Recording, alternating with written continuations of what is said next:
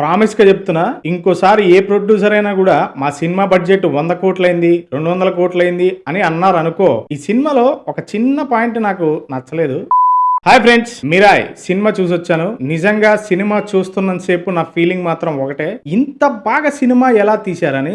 నిజంగా సినిమా మాత్రం చాలా బాగుంది. అశోకుడికి సంబంధించిన కొన్ని గ్రంథాలు ఉంటాయి, ఆ గ్రంథాలని కాపాడమే ఈ సినిమా స్టోరీ. సుమారు 60 కోట్ల బడ్జెట్ లో ఎంత క్వాలిటీ విఎఫ్ఎక్స్, ఎన్ని సెట్లు వేశారు, ఎన్ని చోట్ల అవుట్డోర్లకు వెళ్ళారు, నేపాల్ అంటారు, టిబెట్ అంటారు. ఇంత చిన్న బడ్జెట్ లో సుమారు నిజంగా ఇవన్నీ ఎలా సాధ్యమయ్యాయి ఇంత చిన్న బడ్జెట్ లో అనేది మాత్రం నాకు ఇప్పటికి కూడా అర్థం కాలేదు. ప్రతి సీన్ కూడా చాలా ఇంట్రెస్టింగ్ గా ఉంటుంది. ఇంటర్వెల్ ముందు వచ్చే సీన్స్ లో మాత్రం గూస్ బంప్స్ వస్తాయి.